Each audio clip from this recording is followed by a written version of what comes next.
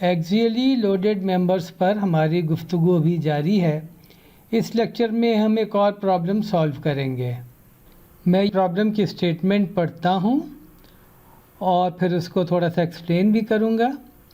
Knowing that the hole has a diameter of 9 millimeter in the axially loaded member, see figure, determine। तो इसके दो part हैं। पहला part है कि the fillet radius RF for which the same maximum stress occurs at hole and its fillets.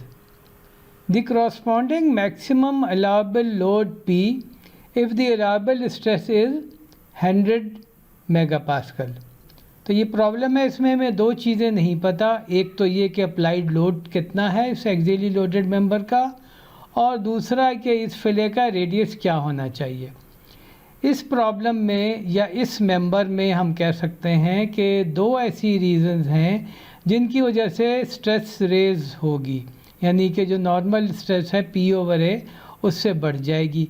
एक ये whole और दूसरा ये जो यहाँ पर रिडक्शन हुई है क्रॉस सेक्शनल एरिया में।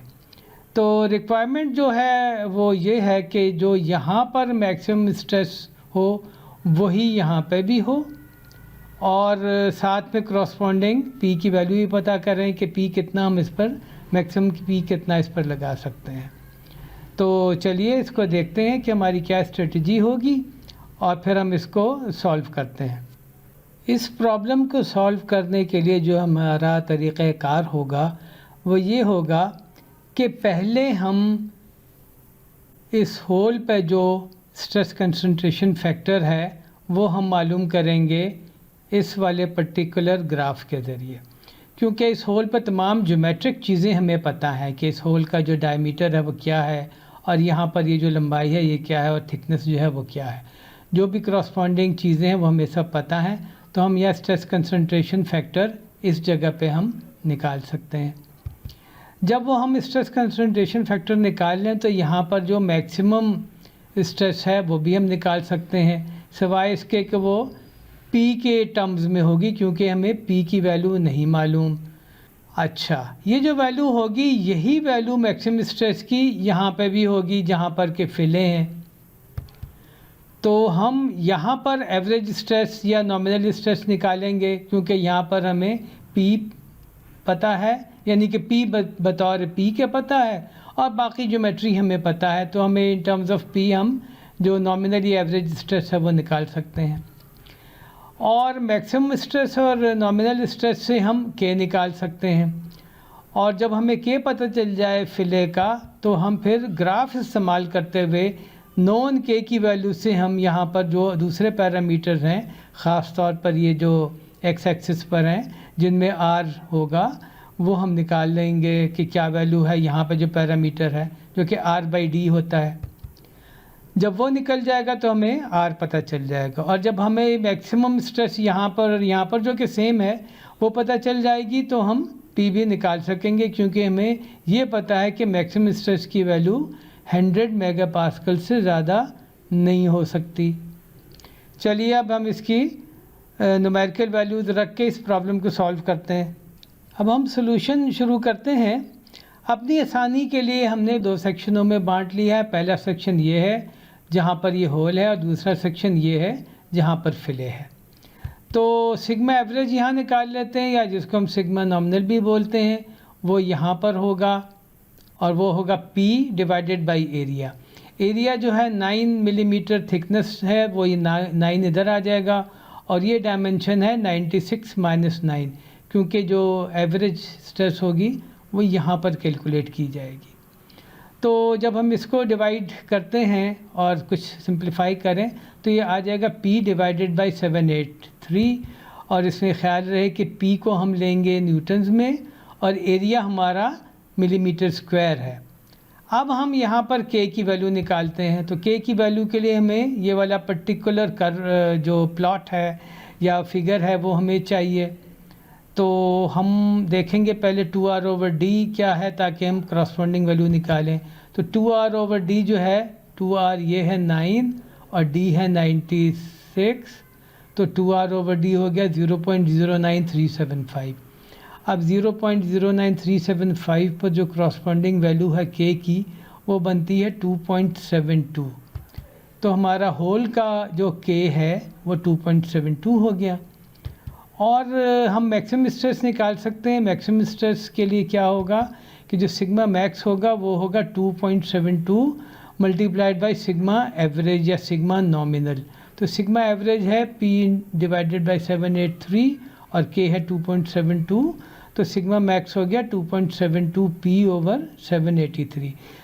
इससे आगे हम फ़िलहाल नहीं निकाल सकते, या तो हमें P की वैल्यू डायरेक्ट पता हो, या जिस तरह एक्चुअली हमने प्रॉब्लम सॉल्व करना है कि सिग्मा मैक्स हमें पता होगा और हम इस प्रॉब्लम में P की वैल्यू निकालेंगे। यही वैल्यू है फिले के लिए भी। मैक्सिमम वैल्यू जो फिले वाले पार्ट में है वो यही है। अब हम दूसरे सेक्शन पर आते हैं। दूसरा सेक्शन जो है वो ये है, और यहाँ पर हम सिग्मा एवरेज या सिग्मा नॉमिनल यहाँ पे कैलकुलेट करेंगे।